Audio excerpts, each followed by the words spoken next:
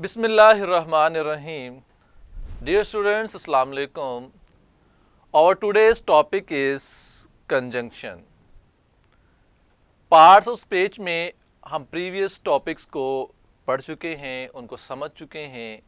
आज का जो हमारा टॉपिक है वो है कंजंक्शन के बारे में कि व्हाट इज़ कंजंक्शन, कंजंक्शन होती क्या है, इसकी कौन कौन सी काइंड्स होती हैं, और फिर हम लास्ट के ऊपर पढ़ेंगे कि इनके बारे में कुछ रूल्स और रेगुलेशंस क्या होती हैं जिसको हम करेक्शन की सेंस में भी ले सकते हैं। तो स्टार्ट करते हैं अपने आज के इस टॉपिक को।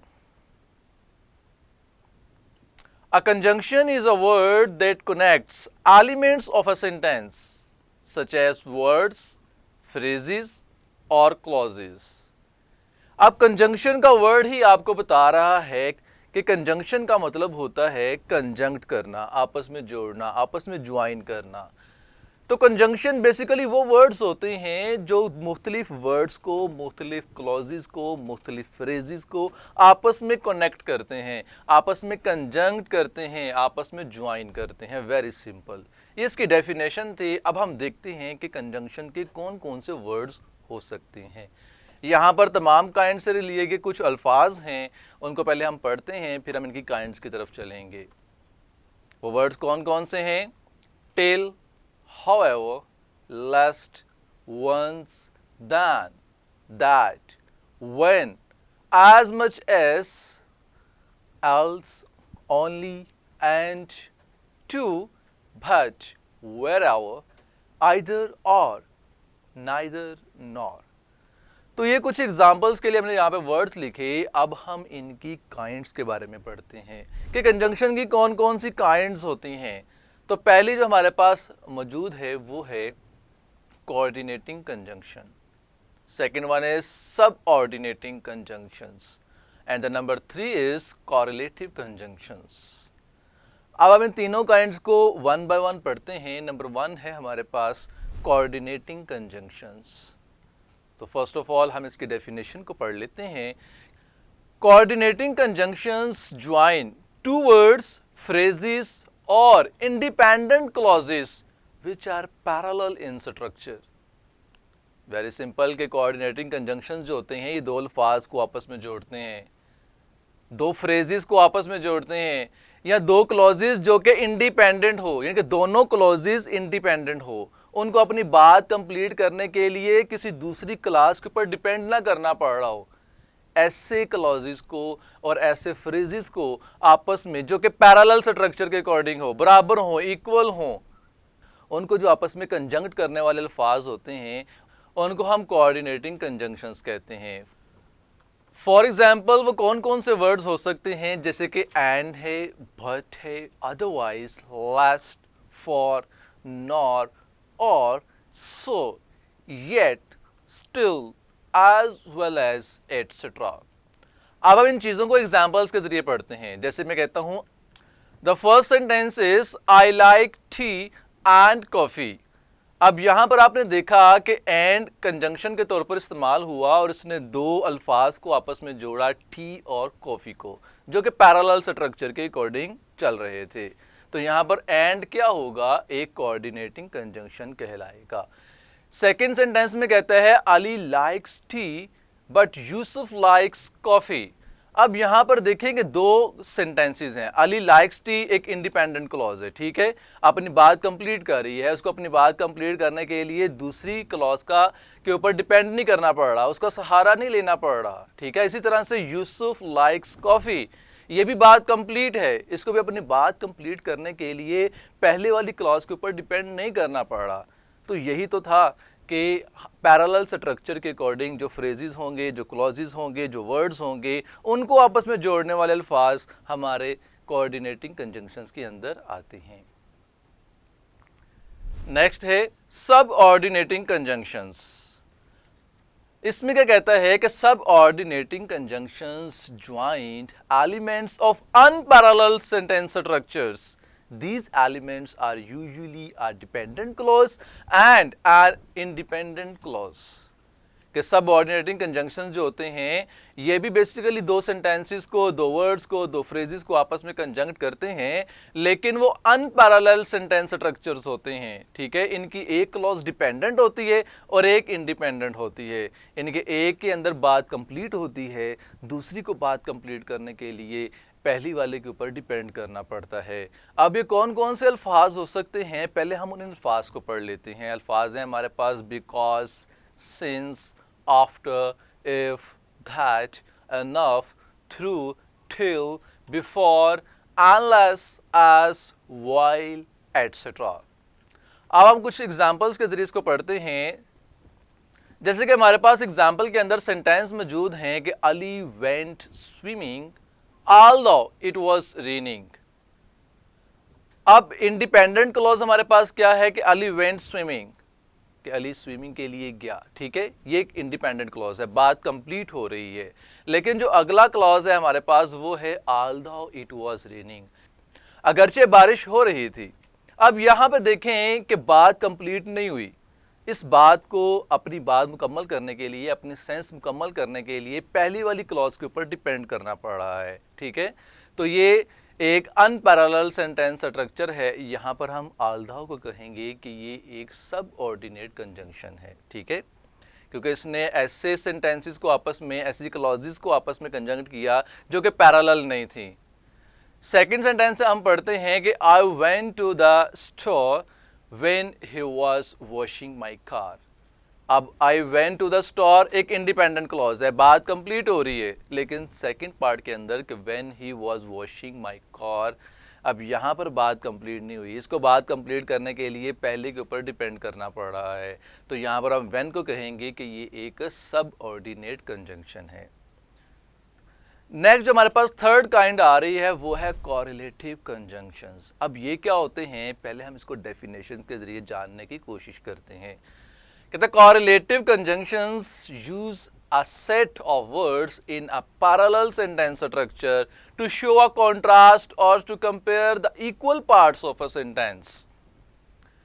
कहते हैं कि ये सेट ऑफ वर्ड्स होते हैं, ये सिंगुलर नहीं होते, ये दो अल्फाज पे मुश्तमिल कोई कंजंक्शंस होते हैं जो कि पैरेलल सेंटेंस स्ट्रक्चर को आपस में ज्वाइन करते हैं। फॉर एग्जांपल हमारे पास वर्ड हैं नॉट ओनली बट आल्सो, ठीक है, ये एक पूरा कंजंक्शन का हमारा एक पार्ट कहलाएगा। इसी तरह से आइदर और इस्तेमाल किया जाता है, कभी भी आइदर अकेला इस्तेमाल नहीं होगा। इसी तरह से नाइदर, नॉर इस्तेमाल किया जाता है, कभी भी नाइदर सेंटेंस के अंदर अकेला नहीं आता। इसी तरह से बोथ एंड इस्तेमाल किया जाता है, ठीक है, और इसी तरह से वेदर और के वर्ड इस्तेमाल किए जाते हैं। तो इनको हम कोरिलेटिव कंजंक्शंस कहते हैं। सेंटेंस के जरिए पढ़ते हैं आइदर लर्न इंग्लिश और Arabic but don't learn French. अब यहाँ पर आइदर और एक कोरिलेटिव कंजंक्शन का हिस्सा है कि या तो इंग्लिश सीखो या अरेबिक सीखो, लेकिन कभी भी फ्रेंच मत सीखना, ठीक है। तो या की सेंस क्रिएट करने के लिए हम आइदर और का इस्तेमाल करते हैं। नेक्स्ट है he can neither read nor right. तो नेगेटिव सेंस के लिए जब हम या का वर्ड इस्तेमाल करना चाह रहे हैं कि या तो वो ये भी नहीं कर सकता या वो ये भी नहीं कर सकता, ठीक है, या वो ये भी नहीं है या वो ये भी नहीं है, तो ऐसी सेंस में हम नाइदर और नॉर को इस्तेमाल करते हैं, ठीक है। नेक्स्ट है Aslam wants not only money but also fame. तो नॉट ओनली और बट आल्सो ये इसका मतलब होता है ना सिर्फ बल्कि, ठीक है। तो ये भी एक कोरिलेटिव कंजंक्शन का ही हमारा पार्ट कहलाते हैं। अब इनके बारे में कुछ रूल्स हैं, इनको इस्तेमाल करने के बारे में ग्रामेटिकली कुछ रूल्स हैं, हम उनको भी कंसाइजली बड़े ब्रीफ अंदाज के साथ इसको एक्सप्लेन करने की कोशिश करते हैं। Correct uses of conjunctions. The first rule is that when two subjects are joined with and or both and use a plural verb. कहता है कि जब दो सब्जेक्ट एंड या बोथ और एंड के साथ आपस में ज्वाइन होते हैं तो हमारा जो आगे वर्ब होता है वो प्लूरल इस्तेमाल होता है, आप उसको सिंगुलर इस्तेमाल नहीं कर सकते। फॉर एग्जाम्पल के both Imran and I are going to school. अब कुछ बच्चे मिस्टेक क्या करते हैं कि वो आई के साथ एम का वर्ड इस्तेमाल कर देते हैं, ठीक है।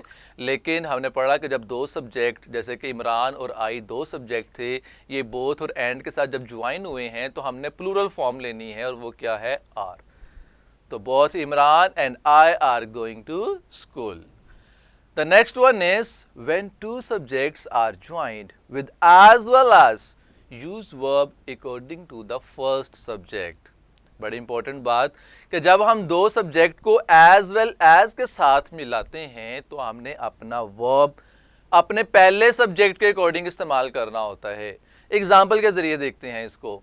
एग्जाम्पल है हमारे पास he as well as I is going home। अब यहाँ पर भी बच्चे आई के साथ एम को इस्तेमाल कर देते हैं, ठीक है। लेकिन हमने पढ़ा कि जब दो सब्जेक्ट जैसे कि यहाँ पर ही और आई आया है तो कहता है कि जब ये एज वेल एज के साथ कंबाइन होंगे तो हमने जो आगे वर्ब लगाना है वो पहले सब्जेक्ट के अकॉर्डिंग लगाना है। तो पहला सब्जेक्ट हमारे पास क्या था, ही, तो ही के साथ हम इज इस्तेमाल करते हैं। तो सेंटेंस बना he as well as I is going home. Next है I as well as he have told a lie। अब दो सब्जेक्ट हैं आई और he, तो हमने किसके अकॉर्डिंग जो है वर्ब लगाना है, पहले सब्जेक्ट के अकॉर्डिंग, और वो क्या है, आई के साथ हैव इस्तेमाल किया जाता है, तो इसलिए हमने यहाँ पे हैव इस्तेमाल किया। रूल नंबर 3 है हमारे पास कि don't use not with the conjunction of until और unless। कि जब किसी सेंटेंस के अंदर until और unless के वर्ड आ रहे हो, इनका मतलब क्या होता है, जब तक, ठीक है, नेगेटिव सेंस के अंदर। तो अगर सेंटेंस के अंदर नॉट आ भी रहा हो, उर्दू सेंटेंस के अंदर नहीं का लफ्ज़ इस्तेमाल हो भी रहा हो, तो हमने इंग्लिश करते वक्त वहाँ पे नॉट को इस्तेमाल नहीं करना होता, क्योंकि अनलेस और एंटिल के word already he negative sense they रहे होते हैं। जैसे कि यहाँ पर एक इनकरेक्ट सेंटेंस दिया गया कि please wait until he does not succeed. तो एंटिल वाले सेंटेंस के अंदर उसके पार्ट के अंदर हमने नॉट इस्तेमाल नहीं करना होता, तो ये सेंटेंस करेक्ट होके बनेगा please wait until he succeeds, right. The next one is, next rule क्या है कि use should with conjunction lest. कि जब भी, ये बड़ा इंटरेस्टिंग सा रूल है कि जब भी सेंटेंस के अंदर लेस्ट का वर्ड आए, लेस्ट का मतलब क्या होता है, ऐसा ना हो कि, क्या मतलब होता है, ऐसा ना हो कि। तो ऐसी सेंस के अंदर हम हमेशा जो भी आगे वर्ब यूज़ करना होता है वो हम शुड के साथ इस्तेमाल करते हैं, ठीक है। मॉडल वर्ब शुड को इस्तेमाल किया जाता है। सेंटेंस हमारे पास मौजूद है work hard लेस्ट you should feel, ठीक है। तो जब भी लेस्ट आएगा आपने आगे शुड को इस्तेमाल करना है और कोई भी हेल्पिंग वर्ब इस्तेमाल या मॉडल वर्ब इस्तेमाल नहीं किया जाता। तो ये था रूल नंबर 4। नेक्स्ट है rule number 5। When a sentence starts with thou or all thou, use conjunction yet instead of but। thou और all thou का मतलब होता है अगरचे, ठीक है। तो जब किसी सेंटेंस में all thou या thou आता है तो डेफिनेटली दूसरे पार्ट के अंदर हमें yet या but का वर्ड इस्तेमाल करना पड़ता है। तो रूल ये है कि आपने but का वर्ड इस्तेमाल नहीं करना, बल्कि आपने yet का वर्ड इस्तेमाल करना है। सेंटेंस हमारे पास मौजूद है although he is poor yet he is honest। अगरचे वो गरीब है लेकिन वो ईमानदार है। तो यहाँ पर लेकिन की इंग्लिश हमने बट लगा के नहीं की बल्कि येट लगाकर की है। सो डियर स्टूडेंट्स, ये था रूल नंबर 5। अब हम पढ़ते हैं rule number 6। The correlative conjunctions not only but also comes together. कि जब भी नॉट ओनली आएगा उसके बाद बट आल्सो लाजमी आएगा, ये रूल है, ठीक है। एग्जाम्पल हमारे पास मौजूद है। फर्स्ट एग्जाम्पल है कि he is not only deaf but also blind. Second sentence है कि he is not only noble but also honest. यानी कि जब भी नॉट ओनली आएगा बट आल्सो लाजमी इस्तेमाल किया जाएगा। इसी तरह से either or, neither nor, and, both and come together. इसी तरह जब किसी सेंटेंस के अंदर आइदर का वर्ड आएगा वहाँ पर दूसरे पार्ट के अंदर और का वर्ड लाजमी आएगा। इसी तरह से नेगेटिव सेंटेंस में नाइदर जब आएगा तो वहाँ पर नॉर भी लाजमी आएगा, और जब बोथ का वर्ड आएगा तो उसके साथ दूसरे पार्ट के अंदर एंड का वर्ड भी लाजमी आएगा। जैसे सेंटेंस है either you or I M इल। इसी तरह से neither you nor I am ill, और इसी तरह से both Ali and his sister have gone to jung. Rule number 8 है कि when two subjects are joined with either or neither nor, use verb according to second subject, कि जब दो subject either और या नाइदर नॉर के साथ मिलाए जाते हैं तो हम अपना वर्ब जो होता है वो हम सेकंड सब्जेक्ट के अकॉर्डिंग लगाते हैं, ना कि पहले सब्जेक्ट के अकॉर्डिंग। सेंटेंस हमारे पास मौजूद है कि आइदर यू और आई। अब यहाँ पर आप देख सकते हैं दो सब्जेक्ट आए हैं, यू एंड आई, ठीक है। तो यहाँ पर हमने जो वर्ब लगाना है वो सेकंड सब्जेक्ट यानी कि आई के अकॉर्डिंग लगाना है, तो वो आ जाएगा एम। तो either you or I am in the right. Next है neither I nor you are in the right. Clear. Next है रूल नंबर 9 कि when the words hardly or scarcely comes in a sentence, the second part start with when or before. Hardly और scarcely का मतलब क्या होता है? बमुश्किल ही। तो जब ऐसी सेंस क्रिएट की जा रही हो तो उसके दूसरे पार्ट के अंदर दूसरा पार्ट होता है हमारा, उसमें हम या तो बिफोर का वर्ड इस्तेमाल करते हैं या व्हेन का वर्ड इस्तेमाल करते हैं। एग्जाम्पल हमारे पास मौजूद है कि the train had hardly stopped when she jumped out। तो हार्डली का वर्ड आया तो सेकंड पार्ट को हमने when के साथ स्टार्ट कर दिया। नेक्स्ट है the train had scarcely started before I pulled the chain। Next rule number 10 है इसके बारे में, कंजंक्शंस के बारे में। वो क्या है? Use plural form of past tense after as if, कि जब किसी सेंटेंस के अंदर एज इफ का मतलब आता है, एज इफ मीन्स गोया के, ठीक है। तो जब ये वर्ड इस्तेमाल किया जाता है तो हम इसके साथ पास्ट की प्लूरल फॉर्म यानी कि वर का इस्तेमाल करते हैं। एग्जाम्पल हमारे पास मौजूद है, he walks as if he dash ill. अब वैसे अगर हम देखें तो ही के साथ वॉज आना चाहिए, लेकिन रूल है कि जब एज इफ आता है तो हम प्लूरल फॉर्म को इस्तेमाल करते हैं, तो प्लूरल फॉर्म वॉज की होती है वर। तो ये राइट आंसर क्या बनेगा? He walks as if he were ill. इसी तरह से it seems as if she were lame. ठीक है, तो ये थे वो सेंटेंसेस कि जिनके साथ हम इसके बारे में। एक और चीज क्या है कि जब एज इफ के बाद कोई एक्शन वर्ब आ रहा हो, कोई काम हो रहा हो, तो फिर हम हैड के साथ थर्ड फॉर्म को इस्तेमाल करते हैं, यानी कि उसको हम पास्ट परफेक्ट के अंदर चेंज कर देते हैं। जी तो डियर स्टूडेंट्स, यहाँ पर हमारा कंजंक्शन का जो टॉपिक है, कंजंक्शन, उसकी काइंड्स और फिर उसके बारे में जो रूल्स हमने पढ़े, वो टॉपिक यहाँ पर कंप्लीट होता है। मैं पहले भी बता चुका हूँ कि हमारी जो स्पीच होती है, इंग्लिश लैंग्वेज की जो स्पीच होती है, उसके तमाम वर्ड्स पार्ट्स ऑफ स्पीच के साथ बिलोंग कर रहे होते हैं। ये तकरीबन 8 से 9 पार्ट्स ऑफ स्पीच होते हैं, तो उसमें से कंजंक्शन भी एक बहुत अहम हिस्सा है, क्योंकि ये मुख्तलिफ सेंटेंसेस को, मुख्तलिफ क्लॉजेस को आपस में कंजंक्ट करता है। तो इस हवाले से आपने इस टॉपिक को भी अच्छी तरह से समझना है, याद करना है और इसकी प्रैक्टिस भी करनी है। मुझे नेक्स्ट वीडियो के लिए इजाज़त दीजिए। अल्लाह हाफिज़।